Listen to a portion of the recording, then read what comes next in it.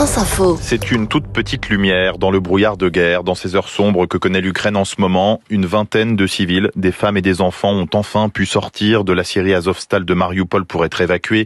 Cette forteresse industrielle assiégée par les Russes et défendue par l'armée ukrainienne depuis plusieurs semaines maintenant. Bonjour Philippe Michel Kleisbauer. Bonjour. Vous êtes député MoDem, chef de la délégation française à l'Assemblée parlementaire de l'OTAN et vous êtes aussi le vice-président du groupe d'amitié France-Ukraine. On va y revenir.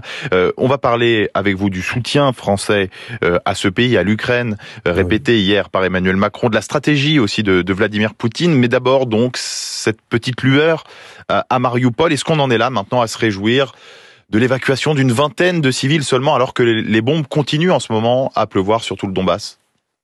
Se réjouir, c'est un pis-aller. On est content qu'on puisse sauver des civils qui étaient coincés, mais la réalité, c'est ce massacre que vit toute cette région depuis le 23 février 2022, mais depuis en fait 2014. Le Donbass, c'est 14 000 morts, c'est 1 200 000 déplacés depuis 2014. C'est un conflit que l'on a trop laissé être nommé de conflit gelé, et en fait c'était des tirs d'artillerie tous les jours, des listes de morts tous les mois. C'est une situation qui dure depuis longtemps, donc on est vraiment dans une pression, une pesanteur sur une population qui est insoutenable. Ce que l'élu français que vous êtes et dit aujourd'hui à ses concitoyens, c'est qu'on ne se rend peut-être pas compte de l'horreur que vivent nos voisins ukrainiens, en quelque sorte, en Europe. On s'en rend compte aujourd'hui parce que quand on voit ces images de ces villes entières dévastées, de ces immeubles éventrés, détruits, de ces places, de ce gâchis. Quand on se dit qu'au XXIe siècle, avec le progrès, l'évolution humaine que l'on a enregistré de partout, même dans les pays, tous les anciens pays en voie de développement qui ont fait des progrès dans leur vie, tous ces progrès que l'on a vus sur la planète, de retrouver aujourd'hui ces images de la guerre, l'horreur de la guerre, c'est un choc. Donc on peut le mesurer.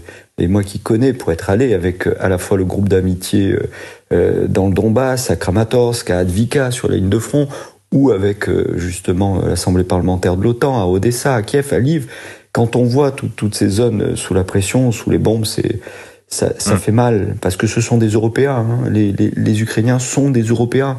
Et les jeunes Ukrainiens n'avaient qu'un seul rêve dans leur vie, c'était d'être raccrochés à l'Europe pour pouvoir participer au projet collectif.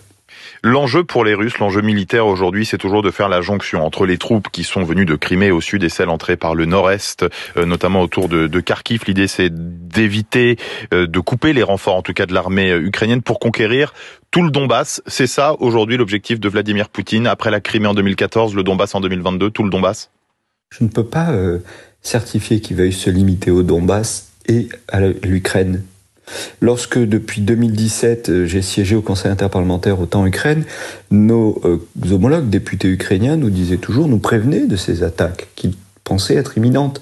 Nos collègues européens, roumains, des pays baltes, même la Suède. Hier, vous reportiez dans vos journaux que des bombardiers avaient survolé la Suède. Ça fait longtemps que ça arrive, que dans l'archipel du Golan, ils ont des survols comme ça. Donc, dans ces pays frontaliers avec la Russie, ça fait, plusieurs années qu'on nous dit ils vont attaquer. Et nous, en France, on est un peu loin de l'épicentre. Quand certains avaient fait une simulation sur une attaque de chars russes qui mettrait quelques jours à arriver à Varsovie, en Pologne, on tournait ça à la dérision. Donc aujourd'hui, force est de constater que tous ceux qui nous alertaient depuis ces années, on ne peut pas leur dire vous avez tort quand ils disent ils veulent aller plus loin. Et on doit le prendre au pied de la lettre, à mon avis, parce qu'il nous fait la démonstration qu'il est prêt à recourir à toutes les forces dont il a à sa disposition. Emmanuel Macron a promis hier au téléphone au président ukrainien Volodymyr Zelensky davantage aider, davantage justement d'aide militaire pour l'Ukraine. Vous vous en réjouissez? Est-ce qu'il faut aider l'Ukraine jusqu'à la fin de la guerre, jusqu'à une potentielle victoire contre les Russes?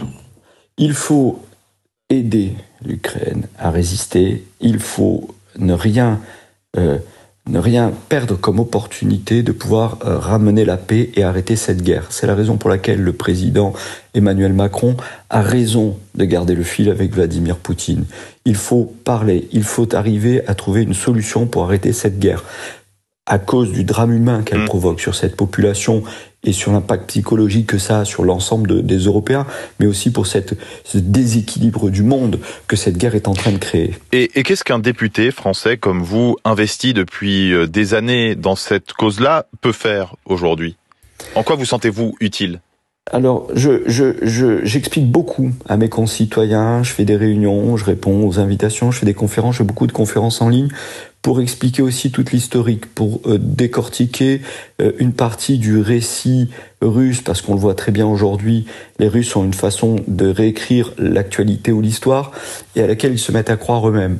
Ensuite, nous avons un lien commun et régulier avec nos homologues ukrainiens.